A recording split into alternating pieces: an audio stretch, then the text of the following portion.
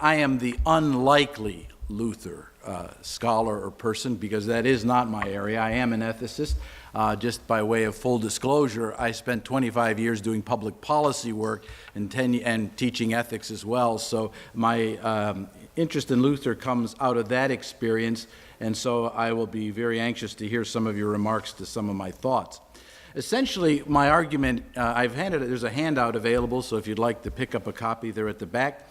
But my argument is essentially this, that in fact, as a worldview starts to unravel or come apart or be less effective in providing meaning to people, we need to look at how we address that unraveling worldview. And Luther, in fact, in his time was very effective in addressing that worldview. He identified the life question that was on the hearts of many people and the minds of many people. And I think as we look at the 21st century today, as a 21st century worldview is starting to unravel and come apart, as we've heard a little bit about Brexit and other things that are taking place in our world today, that we may be able to learn some things from Luther about that, and ask the question, what can Luther teach us about publicity and about publics? And I would like to suggest that where I end up with this will be around a concept of what I call evangelical Catholic, small c Catholic realism. So maybe we could flip the slide there. So when worldviews falter, basically on the sheet that I've handed out, you see two sort of columns that outline a faltering worldview in the 16th century and what I believe is the faltering 21st century worldview today. Luther lived in a late medieval theocratic kind of society with a worldview that was theocratic in nature. Today we live in a postmodern, liberal, globalized worldview, and you see some parallel themes here that I think are important. The dominant question in the 16th century was theological. It was about salvation and assurance of salvation for people, right relationship with God. The dominant question in the 21st century, I would argue, is ethical. How do we seek right relationships with each other, and most importantly, right relationships with creation itself? Religious leaders and institutions in the 16th century no longer addressed the important questions of meaning that were on people's minds and hearts.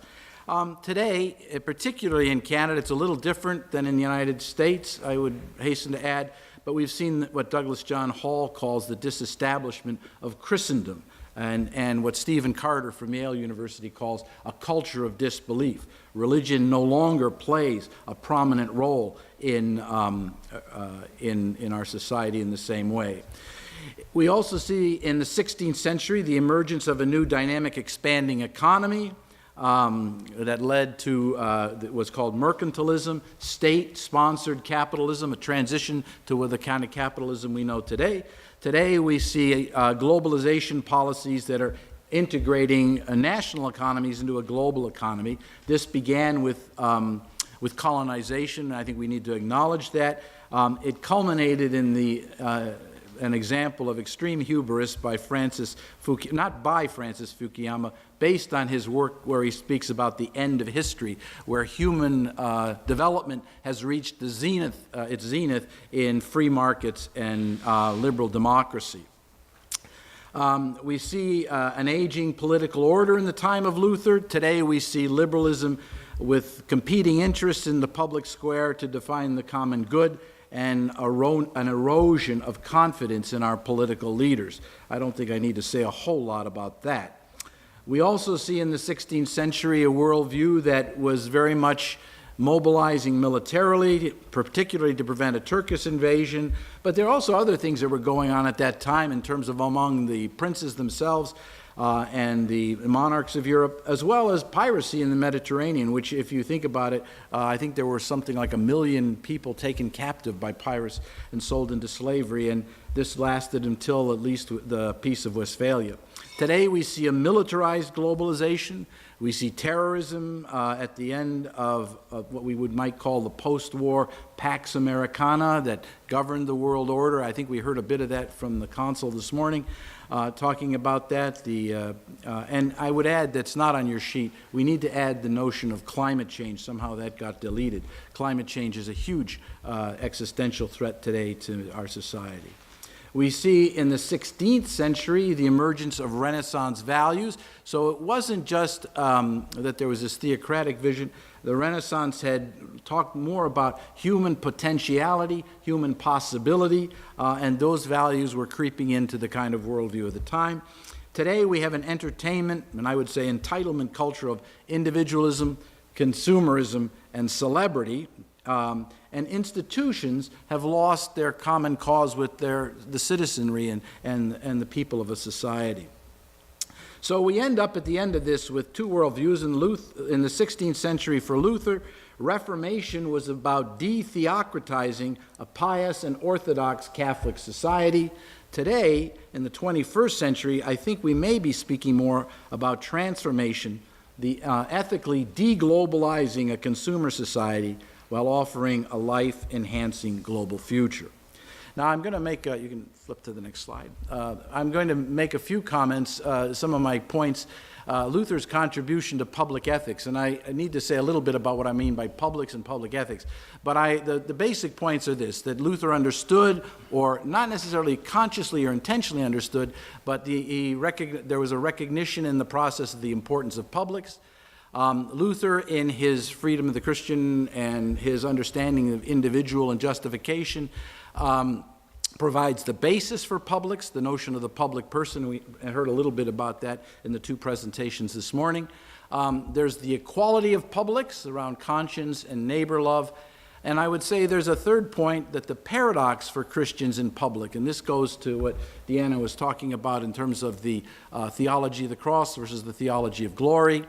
And the problem with publics, what I call the nasty Luther, his comments about the papacy, the peasants' revolt, his anti-Jewish writings, and the Anabaptist persecutions. And lastly, getting to this point about the ethics of publics. So we'll talk about these things. You can flip to the next one. So first of all, it's very important. We have this notion, at least I did when I was growing up, that Luther marched down the street with his scroll, tapped it up on the door of the castle church, and that launched the Reformation. Well, as I mentioned this morning, and there was not just one Reformation, and in fact, this is circumstantial, the evidence that Luther actually did put this on the doors of the castle church. We do know that Luther wanted to have a disputation about indulgences. He had called for that. He had these 95 theses or propositions. He had sent them off to the archbishop, and he had suggested that he wanted to have this academic disputation. The original version was probably in Latin, so people wouldn't necessarily be able to read it. But what I was intrigued to see, what really launched this Reformation process was the fact that Tetzel, and this is a question of being careful about what you wish for, right? Tetzel's colleagues had developed some theses by which to have him argue with Luther. He was the archbishop's indulgence salesperson, right? And they had developed these theses that he could argue with Luther. He sent Tetzel. Tetzel brought these to Wittenberg. They were taken and burned by the students. And Luther then decided to respond to Tetzel. And it was the response in his Sermon on Indulgences and Grace that was an instant publishing sensation. So in effect, Luther was the one who went public, if we use our modern terminology about that, with his points. Now, I would just say anecdotally, there are many publics involved in this. I should probably at this point say what I mean by a public. A public is a voluntary association of individuals who gather around an idea or a cause. And in the process of coming together, they are changed, and they in turn affect change. So I'm not using public as, public is the government, private is something else. I'm meaning something very specific. And there are multiple publics. And when we talk about publicizing something, we're talking about how you create, sustain, nurture these kind of publics and how they function in society. And Luther and his colleagues, because it wasn't just Luther alone that did this, Luther and his colleagues, as well as other reformers and other Reformation movements at the time, were convening and nurturing and using these publics, whether they intentionally did it or it was accidental. This is, in fact, what took place. And so if we think about some of his publics, if we think about his academic public, Luther didn't, he wrote, he was prolific, but it was his colleagues who also played a role in this. Melanchthon was an important partner in the dialogue, but often wrote and published things in defense of Luther's views. And we heard some of the other perspectives this morning of other people who took on this role. Now, it wasn't that they were sort of an orchestrated, convened group, but in terms of the Wittenberg faculty, yes, they supported this and played a role. Even in terms of translations of the Bible, it wasn't that Luther was in the Wartburg Castle and translated the Bible and came up with the final version. It took quite a number of years and many iterations and many scholars who contributed to that process as well. So Luther had an academic public. Luther also had a publishing public as well, and one of the things that's important to realize, yes, there was the printing press, but Luther also was instrumental in creating the publishing industry. He outpublished all of his opponents, and even later on, when the Reformation subsided, the publishing industry within realized that there was an appetite for news, and some have suggested that this led to the creation of the newspaper and a kind of whole news media network. Now, that may be a bit of a stretch, but the last public, I would say, is a political public. Luther, as I mentioned this morning, was one of the magisterial reformers. He relied on the princes, the magistrates, the city councils to some extent to implement his Reformation plan, unlike some of the other Reformation movements like sort of the Anabaptists and some others. So this political public was very important to him, and one of the problems, of course, is his default mode was to support the political public as opposed to sometimes his theological principles, as I'll mention later. Luther, we heard a bit about the freedom of the Christian this morning and his other writings, the Babylonian captivity of the church, and his address to the Christian nobility. One of the things that's important is that Luther distinguishes the private person from the public person. And the private person is the one who is justified by grace through faith, and becomes enabled to be a public person, right? So justification, and we heard a bit in the presentations earlier that in fact it was this character formation that took place because of justification that enabled people to live out in response to their neighbor, their lives. Now, the important thing that I find in Luther that I think is important, and it was alluded to again earlier, is that sin is the great equalizer. We don't, as mentioned earlier, I think Volker mentioned it, that we don't like to talk too much about sin, but if you look at the world today, however you describe it is not what it's cracked up to be, and people are not as good as they think they are, and in fact sometimes inflate their own estimation of themselves. Sin becomes a great equalizer. It's the self turned inward on itself, and it's, I think, a kind of humbling experience. And so Luther points how important that is, that the inner person recognizes they are not who they think they are, and in fact justification enables them to be liberated from the guilt, shame, and all those other things that come with that. So the persona pravata is justified and is in fact made good, and the outer public person, the persona publica, is called to neighbor love, in fact to do good. So you're made good by justification to do good in the world. And this is a very important contribution I think Luther makes. Again, I might add, as I think I suggested, Luther will not necessarily agree with me on any of this.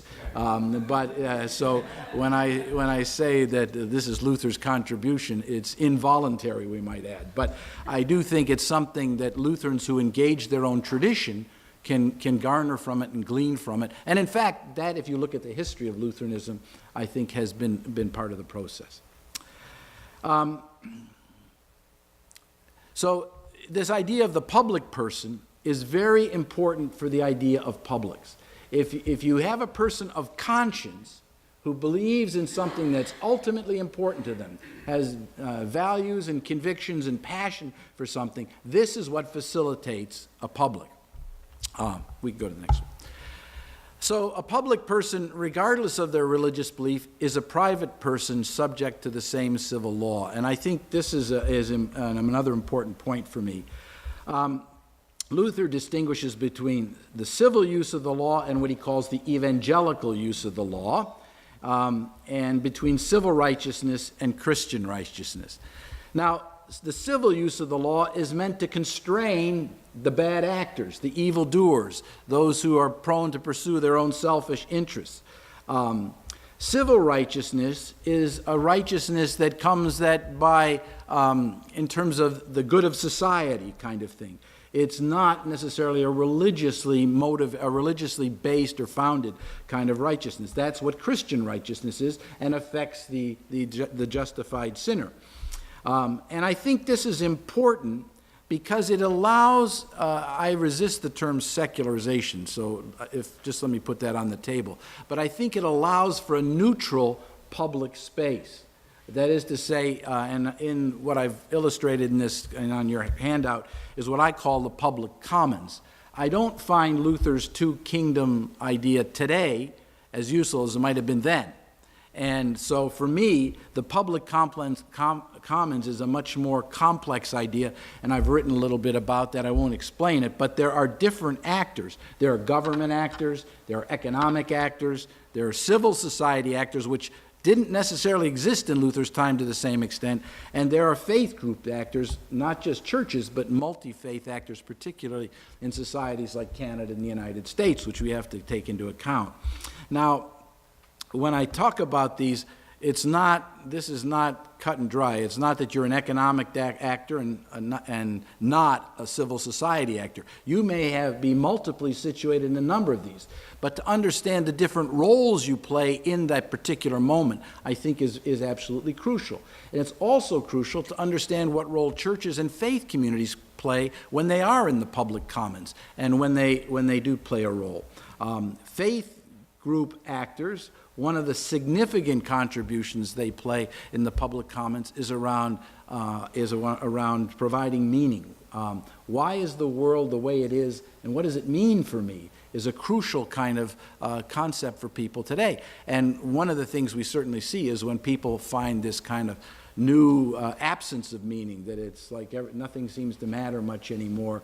And this is one of, I think, as you were alluding to, Sally McFaig's work around the consumer, the consumer society, what it means when we've been reduced to being consumers, taxpayers, and nothing else. And this is, I think, an important thing. So having this neutral public commons where people all can contribute to the common good or to the public purpose, I think is a very important thing. A public person is the next slide, thank you. A public person is a private person in community expressing love or justice for neighbor. And I'll use these terms a little differently, but justice is loving your neighbor when there's thousands of neighbors to love, right? I mean, it's a broader concept. But humans cooperate with God in the care of others and the care of creation. Vitor Vestella has made this point very eloquently. And Cynthia Molabita, who's written extensively on this, talks about neighbor love becoming the central imperative of public life. And if you've watched the news lately, what's scandalous is the absence of attention to what the impact of particular policies is on groups of people, whole groups of people. And this, I think, is something that people of faith, whatever their tradition, are often scandalized by in terms of the lack of concern or attention for the needs of the neighbor. You can go to the next one, I think. A public person is a private person with a public dilemma. This gets to the notion of the theology of the cross, and Deanna spoke to this very eloquently this morning. I think it's a very helpful framework for understanding why churches, Christians are different, or people of faith are often different than some other it comes from some other quarters. Luther offers what Charles Anderson calls a theology of paradoxes. We don't deal well with ambiguity. We want certainty about things. We want certainty about the facts or the truth or this, although some people have a casual acquaintance with it. The idea that a paradox offers us a helpful way of looking at the world. It ain't perfect. It's a little bit messy, and sometimes it's confusing. And a theology of the cross, I think, reflects this ambiguity of God becoming vulnerable. And I think this is an important thing. A theology of the cross takes seriously, as Douglas John Hall says, the compassion of God over and against the power of God. The two examples I mentioned here that are important, it was very interesting to me. A number of years ago, a delegation from the Japanese Lutheran churches came to Toronto here when our office was up on St. Clair, and they were talking. They're called Habakusha. These are people who survived Hiroshima, Nagasaki, and they explicitly made the connection between Christ dying on the cross, vulnerable, and the impact that nuclear weapons would have should they ever been used. Now, it's amazing that this issue is now back before us today. Interestingly enough, at the UN, one of the things that made quite a splash was the report that you see in the lower right-hand column there called Vulnerability and Security by the Norwegian Lutheran Social Affairs Commission, I think it was. And one of the things that they argued is that what we need is an international peace and security needs to recognize the importance of human vulnerability rather than state power and the rights of states, which inverts the logic of what many states really, when they go into the UN arena, do. So I think this notion of the theology of the cross as legitimating ambiguity in the public commons is a very important thing. I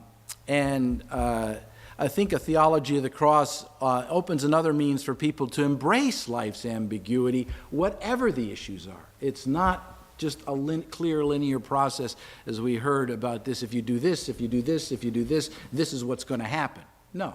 Sometimes it's much more ambiguous than that. Okay, you can go to the next slide. Thank you. A public person is a private person with an authoritative public truth to tell. This came up earlier today, I think, and I'm not sure I'm going to say this properly. I can translate German. Some people said I should never try to speak even in English because I'm confusing, but Vergegenheitsbewältigung, is that right? Pretty close? All right. Forgive me for the butchering it a bit. But it means a process of coming to terms with the past. And so I would argue that Luther should not be exonerated for his terrible, wicked statements about the Pope, or the papacy more accurately, his writings against the Jews or against peasants or the persecutions of the Anabaptists. He stands accused of this and I think needs to bear the guilt. But we need to come to terms with this reality, and I think we have been coming to terms with this reality. We have a kind of new Puritanism these days where, nobody likes flawed heroes, right? And in some sense, I think Luther was a sinner saint. He would probably describe himself that way. And we need to understand that in those terms. And that means we need, as the ELCIC has done, has rejected Luther's anti-Jewish writings. I think the ELCA has done the same thing. So has the Lutheran World Federation. The Lutheran World Federation didn't apologize to Anabaptists. They asked for forgiveness from Anabaptists for complicity in the persecutions that saw probably 3,000 or 4,000 people killed and many, many more dispossessed of their homes and their property and tortured.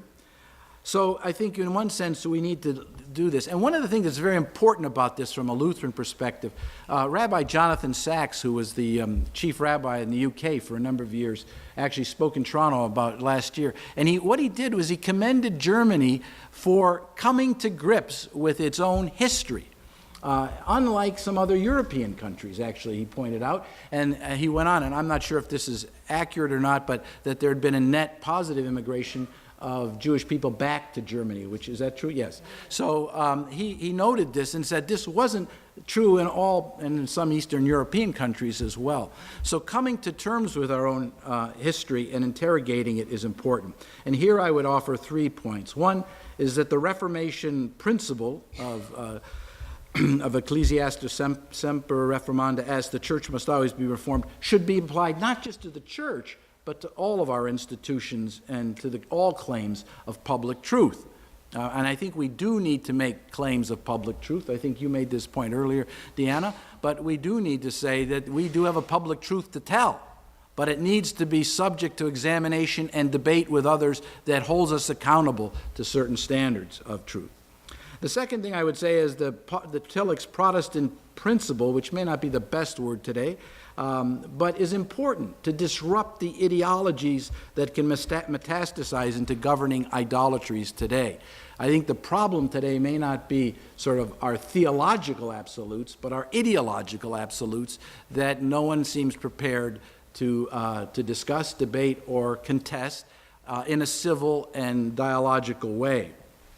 And to this end, I would say that publics, all of these publics as they interact in the public commons, need to do 2 things. They need to interrogate their dominant ideologies and examine them critically. And secondly, they need to engage in what I would call deconstructive criticism of the dominant narratives that govern their societies. So in Canada, we are coming to grips again with the stories we've told about this country that have kind of airbrushed, I think was a term that was used, airbrushed the indigenous stories out of it. And if you think about I think we miss a lot. John Ralston Saul has published a book called A Fair Country. I'm a big fan. If you want to read a good book, that's a good one. He calls Canada a Métis nation, that in fact we owe more to our indigenous forebears than we do to our European forebears for the way Canada is today. And I heard a very interesting paper last week, an argument being made that if you look at the Charter of Rights and Freedoms, the first freedom, freedom of conscience or religion, which goes back in a sense to Luther to some extent, is different in Canada because of the indigenous understanding of rights and what that means. And that's something we contribute importantly in terms of the world.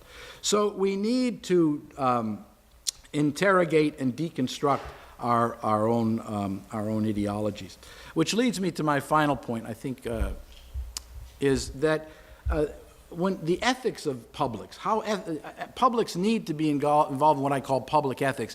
And when I talk about public ethics, what I'm saying is how it is that these groups of voluntary associations that people come together bring to bear their ultimate values and convictions in a way that serves the common good. Not all publics are good. You think about musicians or movie stars or sports teams. Sports teams have a public, but they're not necessarily engaged in anything particularly noble. And some groups, some racist groups, are publics too, and their views are abhorrent to us.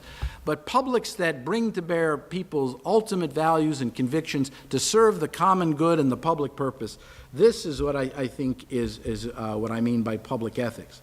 There is a paradox, what I would call a Reformation paradox. This year has been a bit of a love fest for the whole Reformation thing, but I think the paradox is simply this. Luther in the 16th century was talking about reformation, about returning to a particular past. Today, the problem is about looking to our particular future. And as I said, the question for Luther was theological, that resulted in certain ethical consequences. Today, I would argue the question is ethical, that helps to lead us back to some theological insights. And some of the questions this morning about how do we talk about justification or grace, how do we get this across in the public when the public doesn't seem receptive to it. And in Canada, it's, participation rates in churches, for example, is half that of the United States. More people identify increasingly as spiritual but not religious. How do we bring some content to the spiritual but not religious reality? Well, we don't do it by lecturing people. And we don't do it by preaching at people. I think we need to, in fact, look at how we begin where they're at and move on to these important theological questions that may be able to be helpful to people. And there's, by the way, people like Reg Bibby in Canada, who's a sociologist of religion, says there's not a hostility to faith communities in Canada. The point of the matter is they just don't like what's on offer. And so I think we need to think through what that means. Public ethics will need to adopt what I call evangelical Catholic realism. And by that I mean that we need to look at the transformative power of the gospel, that's the evangelical piece, as it shapes the character of people through justification. I think Luther offers some help there. Who are summoned to reunite humanity as global citizens one to another. In other words, how we reunite those who've been pulled apart by the world. That's the Catholic, small c Catholic piece. And who submit the things that we're proposing to the real tests, the test of life. Do they really work in the world? There was a fellow out here at the Dundas Square preaching last night. He had a big loudspeaker, and I was struck by how nobody paid any attention to this fellow. It may be a metaphor for what people of faith may be up against. So we need to make sure that things are subjected to the test of life. Luther, as I mentioned earlier, had a great pastoral heart for people in spite of all his problems. He understood the dynamics of daily life, and that was important. So this will require of us a new humble orientation, one of mutual respect and civility to build bridges, not barriers, and a commitment to journey, as the rabbis would say, in tikkun olam, repairing the world, and repairing the world together with others. One more slide, which is this is a personal note, but I think we can't undermine the importance of public ethics that requires hospitality. I think we all know about hospitality, but when I was in Wittenberg a couple of years ago, what I was struck was, my real hero wasn't so much Luther, it was Catherine von Bora. She had a brewing license. She was renowned for her beer. She had at least 50 to 60 people staying in her house at any one time. The hospitality, she was involved in the table talk when women normally weren't part of those kinds of conversation. She was an executive of a mid-sized entrepreneurial operation, and I think we need to think about that more. In fact, the little beer bottles of the Bible, I bought a few of them and brought them home with me just as a reminder, and they sit prominently on my shelf. But we need to understand that public ethics also requires hospitality. And I like the image of wild spaces. Public spaces aren't always wild, but I think they could be a little bit wilder than they have been. So with that, I say thank you very much. And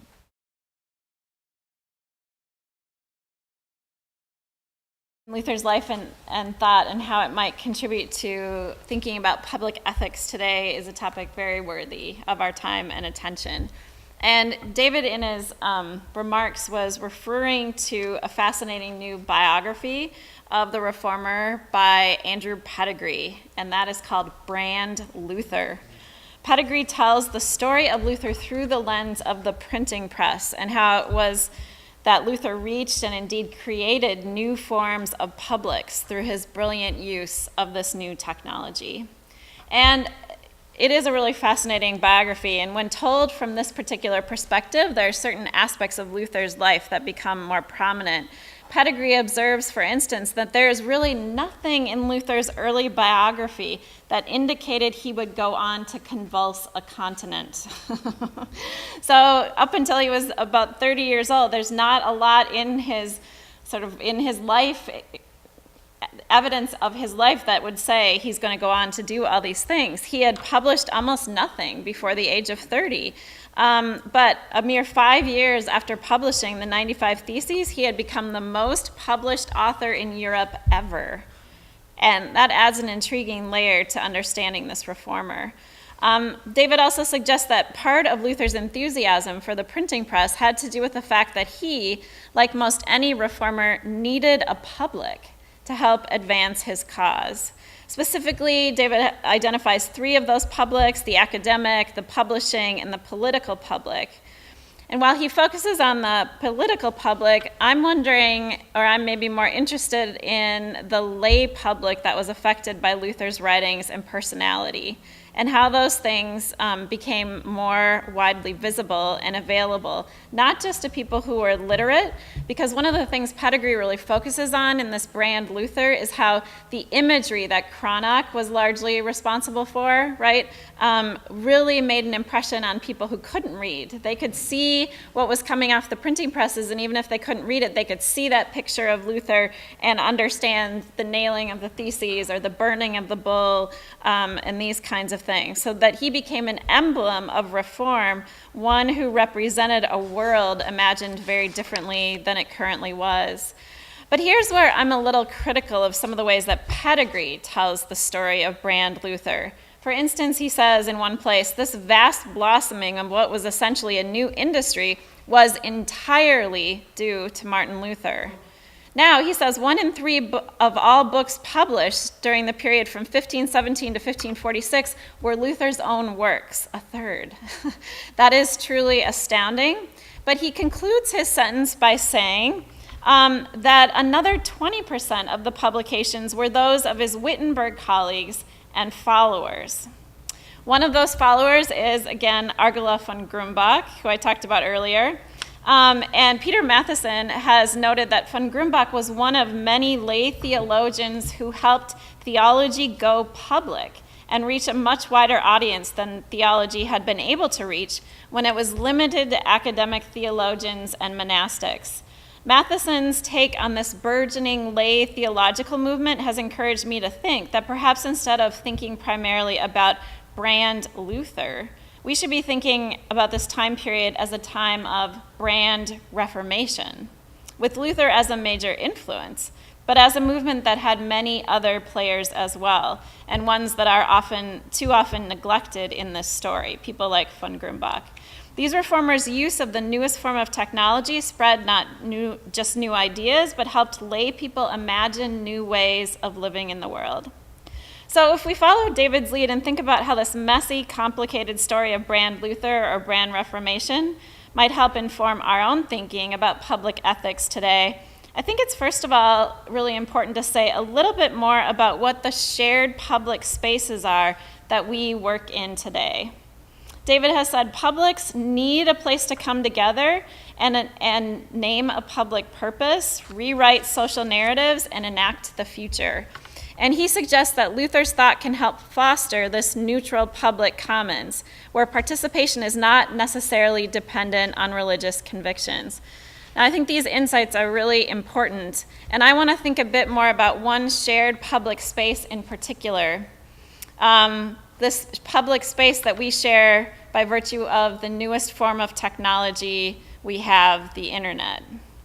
One of the places we need to be doing public ethics in ways that bring those with religious convictions together with those without to think and act collectively for the common good is our shared virtual space. It is a common practice that many of us in academia and many of us in the church world focus on the many valid negatives about digital technology that's currently revolutionizing our lives. In studying this issue, I've discovered that each time there's been a major technological revolution, it's also been accompanied by a heck of a lot of anxiety about how the technology will change us, and mostly for the worse. For instance, with the advent of the printing press, one of the biggest concerns was about how this revolution would affect memory. People would no longer have to memorize the Psalms, for instance, because they could just look them up in their own copy of the Bible. This would lead to a depletion of our ability to remember things because we would rely much less on our memory than humans had previously done. Now, these days, I imagine we'd be hard-pressed to find many who would decry the advent of print materials becoming widely available. Similarly, today, we have lots of concerns about how our time online is shaping who we are and how we live. And I'm not really interested in arguing against these concerns. What I am interested in, though, is saying that if we're going to talk about ethical principles like loving our neighbor as ourselves, and from a Lutheran perspective, how to embody a theology of the cross, of disrupting and inverting the status quo regarding problematic power relations in our society, I think we ought to be doing so with our attention directed at the newest incarnation of public space, the virtual space. Theologian Meredith Gould, who works on what it means for Christians to think theologically about our virtual spaces, has taken up the prayer of St. Teresa, Christ has no body but yours, no hands, no feet but yours, and translated it for a digital age. Christ has no Facebook page but yours, no Twitter feed but yours. In this age where aspects of brand Luther and brand Reformation are still incredibly relevant, I want to encourage us to be part of conversations about how we're taking our virtual public spaces seriously as places where we embody, enact, and envision what it means to be neighbors to one another in a loving, emancipatory, and non-coercive way. Now, many people say that this space is not a good place to be doing such things. It's a place of bullying, a place where people say things they'd never say face to face. It's just an echo chamber where people consume news and entertainment and talk to others who already agree with them. This is certainly part of what's going on in those spaces. But if we need to be talking about public ethics, I think that these spaces are one place where we can witness not just our decline as a species, but also spaces where people rally around those who are ill or those who have been harmed by violence or natural disasters. It's a place where it's possible to become more aware of other people's sufferings, both close by and far away. Indeed, during the worst times of my own illness, I've experienced the digital public space as a place where Christ's hands and feet have surrounded me and my family in life-giving and healing ways. Another piece of good news, I think, is that the virtual public space is a still forming space, one that needs more robust conversations and images about what it means to live with and care for one another. There's still time to shape how it is used, and I think the church can do part of that shaping. I think those who stand in the legacy of Luther, of one who brilliantly utilized the newest technology to ignite changes in thought and practice, should claim some of Luther's boldness to venture into uncharted territory of how we engage publics and enhance community with the use of our technological tools. Thanks.